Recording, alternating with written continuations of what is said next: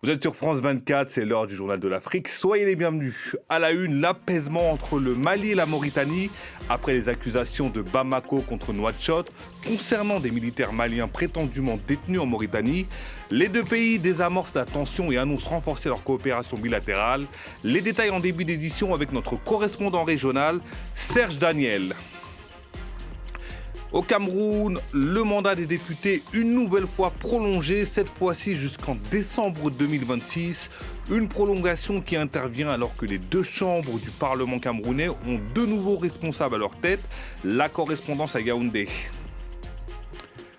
Enfin, quel est le vrai rôle et le vrai poids de la diaspora africaine? C'est l'un des sujets du livre Le mythe des diasporas africaines de l'essayiste Serge-Éric Meignier. Au-delà des mythes et des clichés, il dresse un tableau sans concession de la diaspora. Entretien en fin de journal. Mali-Mauritanie, la désescalade. Le 15 mars, le Mali accusait la Mauritanie d'avoir fermé les yeux sur la détention sur son territoire de 2 militaires maliens enlevés par des groupes djihadistes. Nouakchott avait vigoureusement démenti. La tension montait, mais aujourd'hui, les deux pays calment le jeu. Serge Daniel, vous êtes notre correspondant régional. Merci d'être avec nous. Serge, peut-on dire que cette affaire est désormais un orage d'été ? En tout cas, les deux parties sont en train de calmer le jeu, ça, il faut le dire. Nous avons eu, par exemple, le numéro 2 d'un ministère malien très en vue qui nous dit ceci, c'est une citation.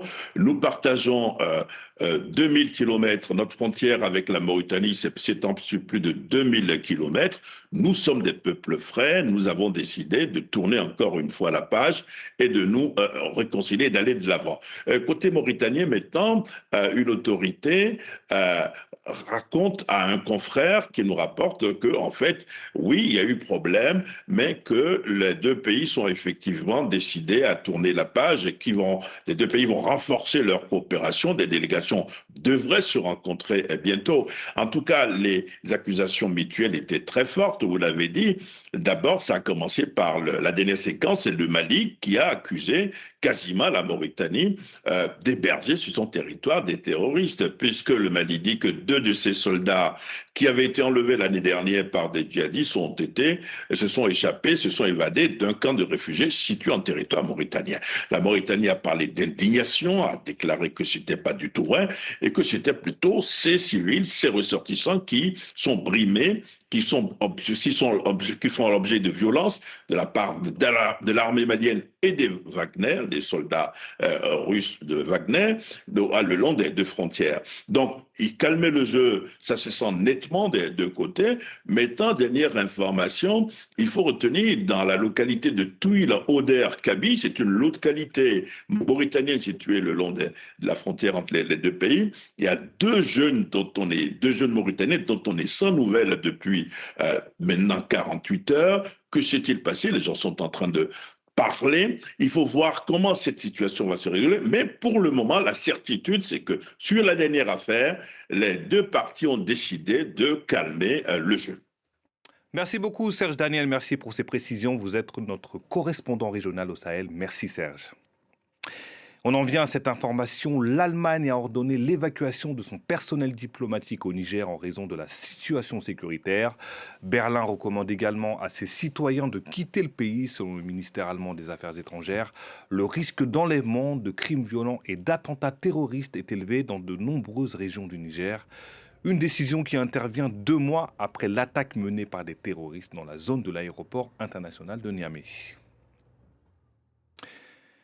Direction le Cameroun, on assiste au 2e acte de la prolongation. Détrompez-vous, on ne parle pas de foot ici, mais de politique, car les députés viennent une nouvelle fois de prolonger leur mandat jusqu'en décembre 2026, après une première prolongation en mars 2025. Une manœuvre qui intervient alors que les Camerounais attendent toujours le remaniement ministériel annoncé par le président Paul Biya. À Yaoundé, la correspondance de Marcel Amoko.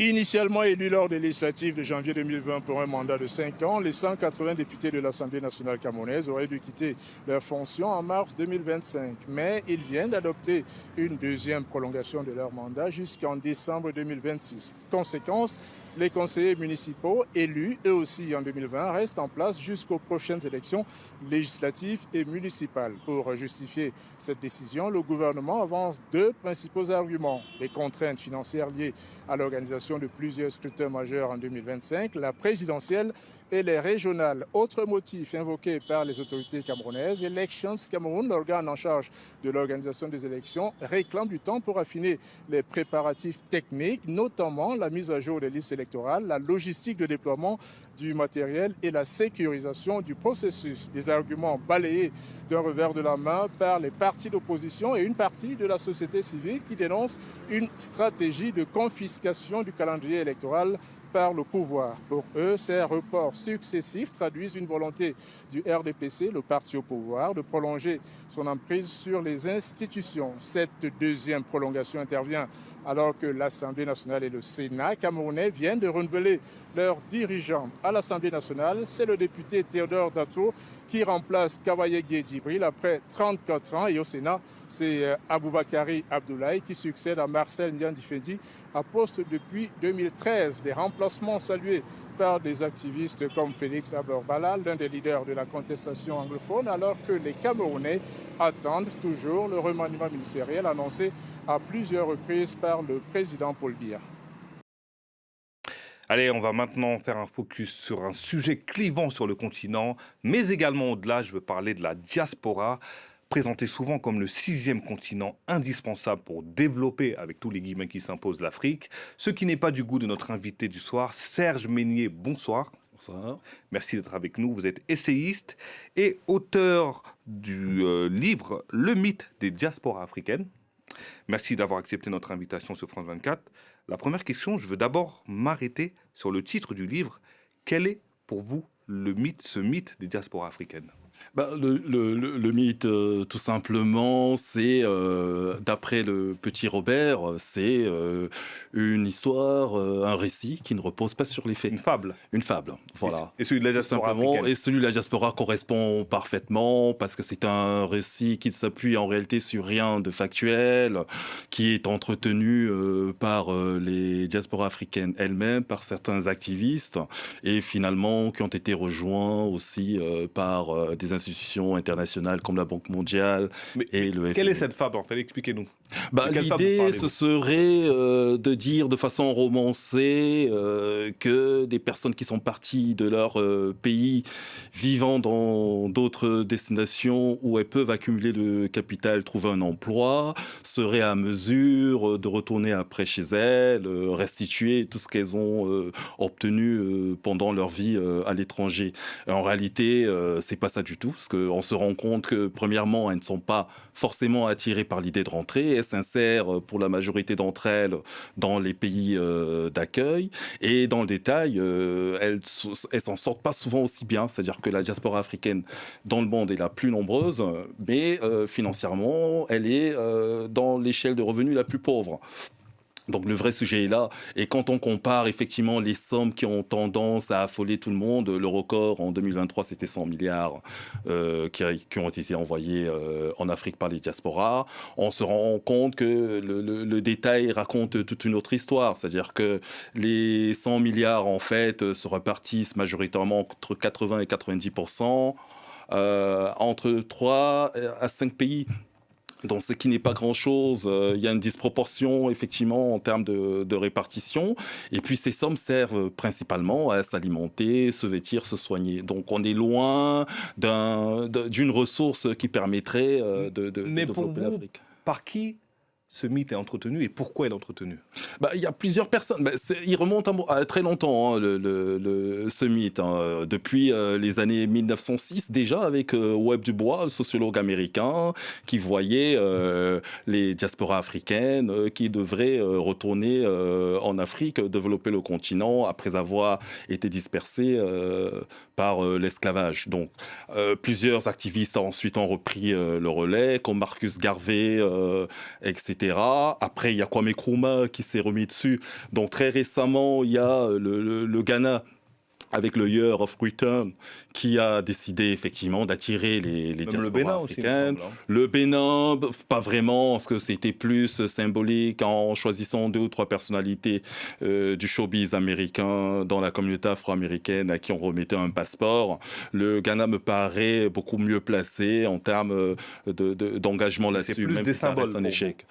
On reste plus dans le symbole en réalité, parce que rien concrètement n'est fait sur le terrain. Mais ce qui serait intéressant, je pense, c'est de... Est-ce que vous avez pu interroger les Africains qui vivent en Afrique? Oui. Comment voient-ils les gens de la diaspora? Est-ce qu'ils les voient comme des personnes hautaines, avec des grands sabots, qui estiment que ce sont des incapables et qu'eux vont développer l'Afrique? Il y a beaucoup de choses en réalité. C'est-à-dire que ceux qui sont en Afrique et qui dépendent de ces revenus directement ont tendance à les encenser, à les respecter, à les écouter, parce que effectivement c'est ceux qui payent. On accorde souvent de l'attention à celui qui paye, et c'est le cas. Il y a d'autres qui sont implantés localement, qui s'en sortent plutôt bien, qui ne voient pas pourquoi ils devraient être redevables d'une certaine déférence à ceux qui sont partis vivre ailleurs, surtout que ceux qui sont partis vivre ailleurs restent considérés comme étant des personnes qui ont fui un pays faute de débouchés. En réalité, c'est le cas. D'ailleurs, c'est aussi pourquoi le principe des diasporas salvatrices ne tient pas. Parce qu'en réalité, les gens sont partis parce qu'il n'y avait pas de débouchés localement. Et on voit mal ces personnes venir rétablir le balancier. Et de l'autre côté, il y en a qui voient les diasporas africaines comme étant une vache à lait, des gens à qui on peut faire toutes les demandes et toutes les promesses possibles parce qu'elles ont de l'argent. Et après avoir fait ce constat, sans vouloir être des sauveurs, j'imagine que ce n'est pas la majorité, comment les diasporas africaines peuvent contribuer à l'Afrique? Je ne parle pas de développement, mais à l'Afrique. Il y a une base déjà à respecter, c'est-à-dire que le problème que moi j'identifie dans cet essai, c'est que l'effort des diasporas doit être fait sur les diasporas déjà elles-mêmes à la base. Les diasporas ont un problème de formation, de revenus, d'intégration. C'est là, principalement, qu'il faut d'abord travailler. Pourquoi? Parce que c'est ce que les autres diasporas beaucoup plus prospères ont fait en premier. Je pense à Amy Chua dans son livre qui parlait du succès des diasporas asiatiques et indiennes, vietnamiennes. Le premier travail avait été fait sur l'éducation. Je pense que c'est le premier sujet qu'il faut mettre en avant pour pouvoir avancer. Après, le reste suivra. Et il ne faut jamais oublier que quel que soit le succès que les diasporas pourraient par la suite obtenir, elles ne seraient jamais considérées et ne pourront jamais être le moteur du changement en Afrique. Elles pourront l'accompagner, comme en Asie du Sud-Est, ça a été le cas. Mais jamais elles ne pourront se substituer au travail qui revient principalement aux gouvernants. Donc on revient sous les institutions et la gouvernance locale. Ouais. Et vous participerez à l'APO le 26 et 27 mars à Bruxelles. Est-ce que vous pouvez nous parler de cet événement? Et dans cet événement, vous parlerez justement du rôle des diasporas? Tout à fait. C'est la semaine prochaine. C'est Africa Political Outlook.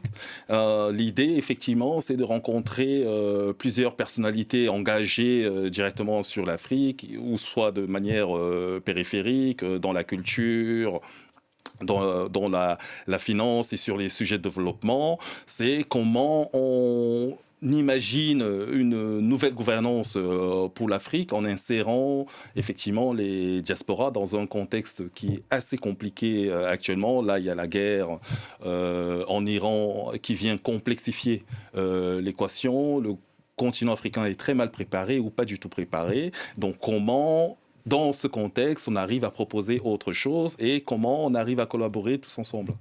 Merci beaucoup Serge-Éric Meunier. Merci d'avoir accepté notre invitation sur France 24. Je rappelle que vous êtes l'auteur de l'essai « Le mythe des diasporas africaines ».